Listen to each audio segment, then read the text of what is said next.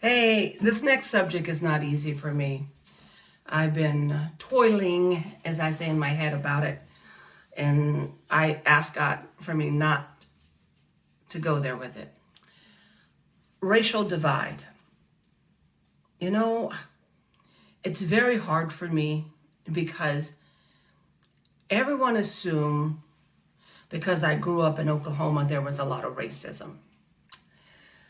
I'm going to tell you where I found most racism. California, when I went to high school. I didn't find most of it in Oklahoma like everyone assumed. No, it's front and center in California. And it's so, because they call people from Oklahoma and the southern states, the Bible Belt, racist. But when you go to California, it takes on a new name called being a bigot. I'm going to explain to you what I mean by that. I work in a restaurant. This restaurant is in an affluent area. This lady, her husband, and her two girls, and she's talking to me about race. I said, nothing. Okay, you want to go there, you want to go there. You're really talking to the wrong person, but we'll go there. And I asked her a question. And I said, would you, a liberal as you are, would you allow your daughter to marry a black person? Got really quiet. And then she said no. Her own kids were like, Ma! She goes, no, because they're not Jewish. Then I said, even if he converted to being Jewish and he had the money of Michael Jordan, she still said no.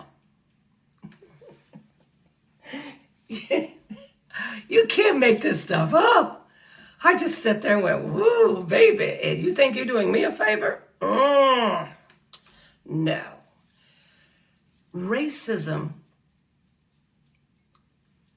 is here, but it's how you see it.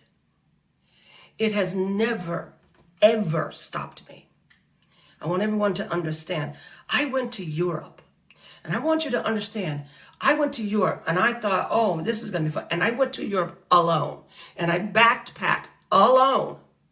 And I thought, well, surely it's going to be a lot of... They didn't care that I was burned. I was showing, hey, I'm burned. Look at this. I'm burned. And we don't care about that. Really? Every country, look at me, I'm burned. See this? I'm burned. We don't care about those things. That's an American thing. We don't care about that. Shocked me. Every country I went to, from Scotland and Ireland and England and France and Belgium, Amsterdam, Norway, Finland, Sweden, Germany, Liechtenstein, Luxembourg, Italy, oh my God, Yugoslavia, Greece, Italy, Sicily. My color was never a problem. My color wasn't a problem when I lived in New York. My color was never a problem when I lived in Connecticut. I'm not saying that racism is not here. But when it comes to my God, he does not see this, baby. This doesn't exist. Because, see, we're one family with one blood. And that blood is red. And that's the only thing that he sees. He sees your heart. And if you listen over and over, he doesn't even care what's coming out of your mouth. He cares what's coming out of your heart. So you got race. Martin Luther King said it the best. Sunday is the most segregated time of the week. Sunday at 11 o'clock.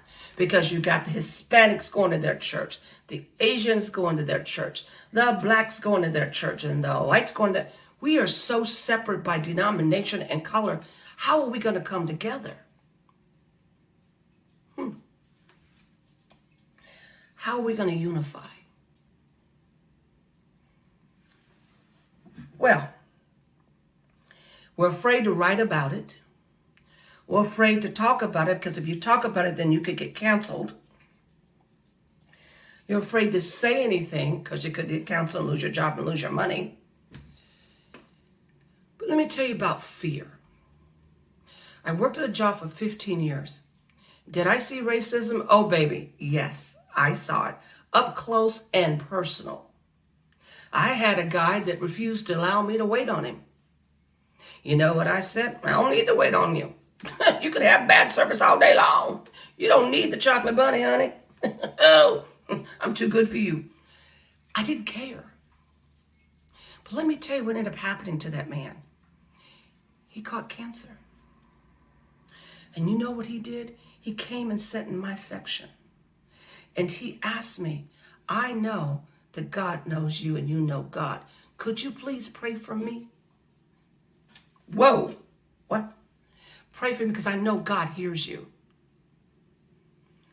That moment he changed. He changed. He changed.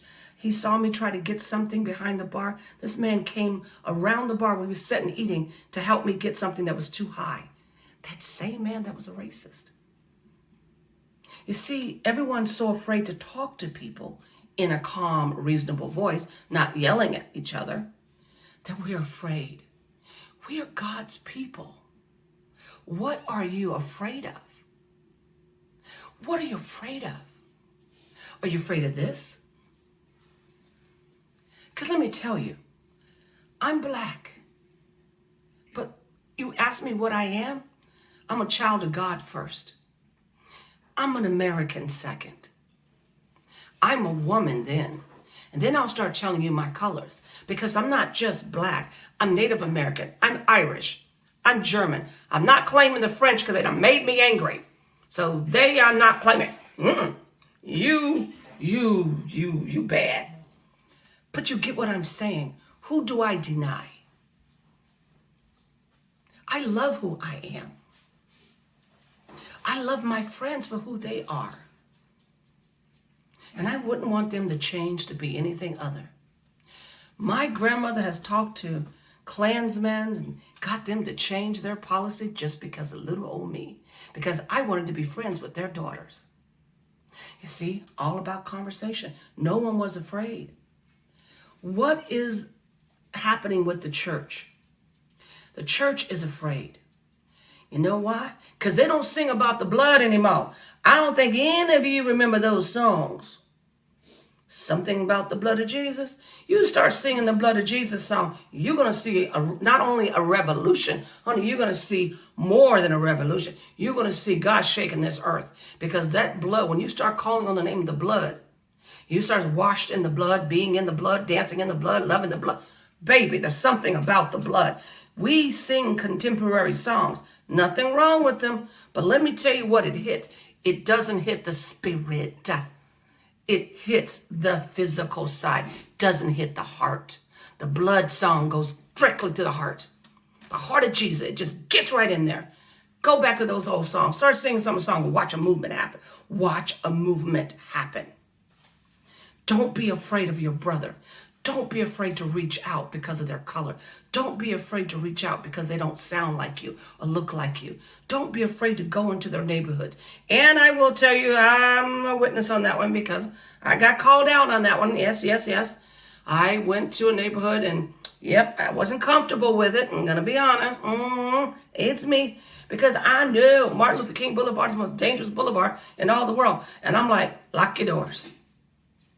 My cousin's like, what? Yeah, lock the doors. I don't trust anybody in this neighborhood. Look at these people. They just looking at me strangely. Carla, what they are looking at me. I don't know what they want. Girl, please. I have to throw the Bible at them. I will throw the Bible at them. She goes, oh, God, she's going to throw Bibles at people. This is me.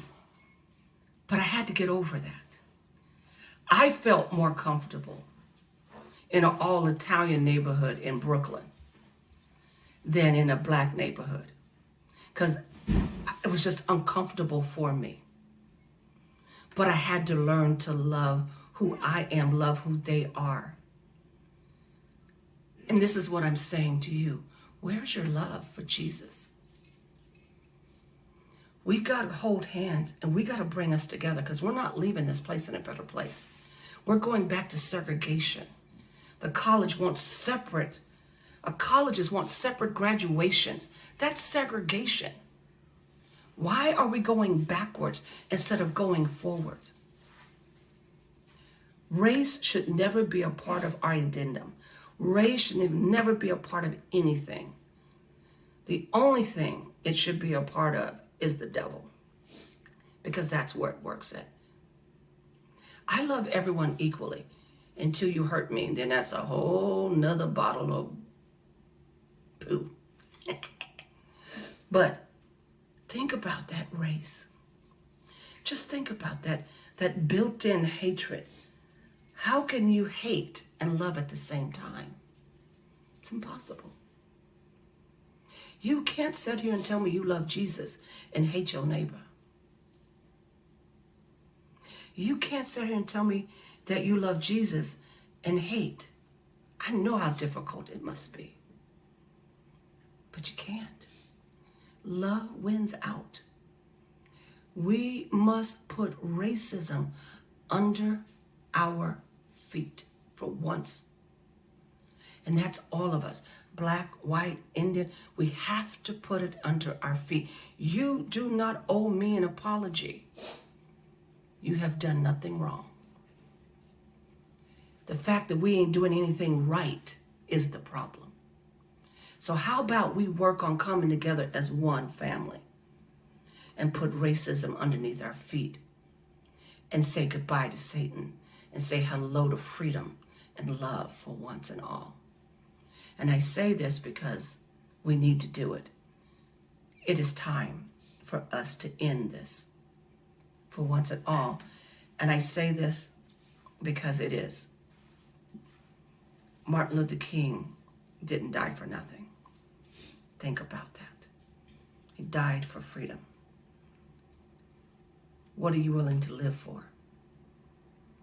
Thank you, and God bless.